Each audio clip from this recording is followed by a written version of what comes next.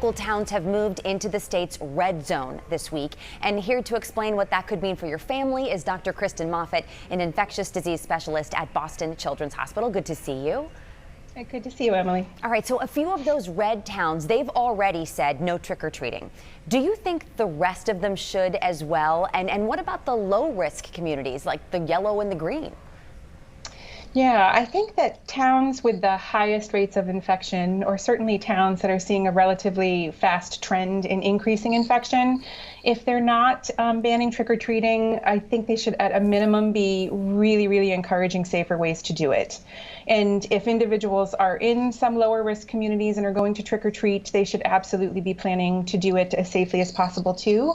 And that would include thinking about trick-or-treating just in very small groups, so maybe just with household members or just with one or two friends, and trick-or-treating to just a very small number of homes. And ideally having the homeowners be able to keep social distancing from the trick-or-treaters. Those would be some safe steps to take. Yeah, good practical advice there. What are we learning about how the virus spreads among younger children? There was a report today about daycares. Yeah, so the report that came out recently studied daycare center workers who had returned to work in their daycare center during the pandemic, or daycare center workers who had not returned to work, mostly because their center stayed closed. And the study looked to see if working in a daycare center during the pandemic was associated with an increased risk of COVID-19 infection in those adult daycare workers. And what it found was that it was not. So what this tells us is that young children, at least in that setting, don't seem to be driving transmission to those workers. I should say that those daycare centers all had risk mitigation measures in place that mostly included health screens, enhanced cleaning protocols, and masks for the staff. And this is certainly different than what we're seeing, at least in older children like high school children and young adults in college settings, who certainly seem to be able to transmit much more commonly. Right. The distinction's important.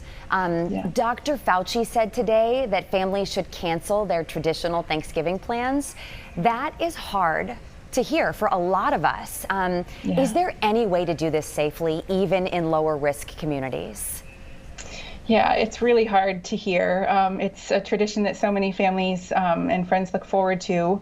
The only way that it could really be done pretty safely would be if you were thinking about a very small get-together with friends or family that also were in relatively low-risk communities. And you really need to think about what those individuals are doing in the 2 weeks leading up to getting together, and really how low they've been able to keep that risk. And then how are they going to get there? I think the big concern with Thanksgiving is all of the travel, exposure in airports, on airplanes, on trains, buses, how people may be moving across the country. But if those things can be relatively controlled for with a small group of people, then that may be a safe way to do that. Well, and good to start thinking about those things now while there's still a bit of time to kind of work it out. All right, Dr. Moffitt, thank you for your time and for your insight. We always appreciate it. Sure. Thanks for having me.